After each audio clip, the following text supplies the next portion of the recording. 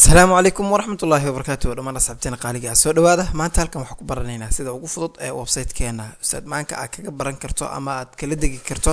resources-ka aad u baahan tahay kuwaas oo isugu jira graphic design haddii ahaan lahayd web design-ka iyo project-yada lagu dhiso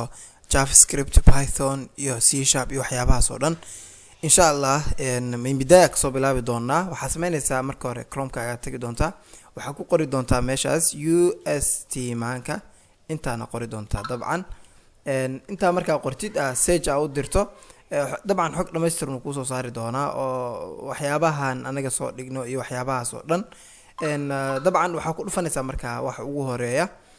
link ugu horeeya UST maanka ustaad maanka laga soo gaabiyay markaas oo ku dhufanayna haduu ilaahay ka raali noqdo waa arkaysaa website-kii oo inoo soo kacay ujiga koowaad inoo soo bixi doono waa noocan xaggan boostiyaal yaala hadii wax ka anfacay ay jiraan oo akhrisan kartaa qaar Soomaali ku qoran qaar English ku qoran way badan yihiin waayahay hadda ujeedkeenu wuxuu ahaa saa u soo degsanaynaa fileska meeshan ku jira inaan helno kaliya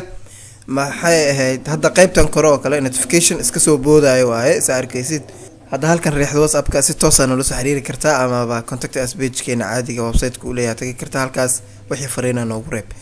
waayahay hadda waxa u baahanahay tusaale ahaan graphic designers-ka meeshan ku jira inaan la soo dego oo kale waxa imaanaya halkan menu barkan meeshan yara imaanaya oo soo furaya marka soo furo kadib waxa imaanaya meeshan ay ku qoran tahay download oo arkaysaa sidaan rajeenayo waxyaabo badan ku jira dabcan project fara badan ku jiro waxa uu koreeyo graphic designers-ka uu koreeyo hadda tusaale kana rabnaa inaan fiirino inaan wax kala soo degno marka gujiyo oo arkaysaa laba file ku jirto midna waa social media post design habka loo sameeyo mid kale tan waa sida maxay toole loo diyaarsado resume ama ba CV salaam mid kamid ah ku dhufanayna mid kan oo kale markii aad ku dhufto dabcan sawirkan iska thumbnail waaye hoos u degeynaa xogtan hadii maybe in wax ku tartaa laga yaabaa wadooyinka aan mar lahayd iyo waxyaabaha ay qaabka u isticmaal lahayd weey iska akhriso hoos imaanayna sa arkaysa halkan hoose file-ka intuu yaala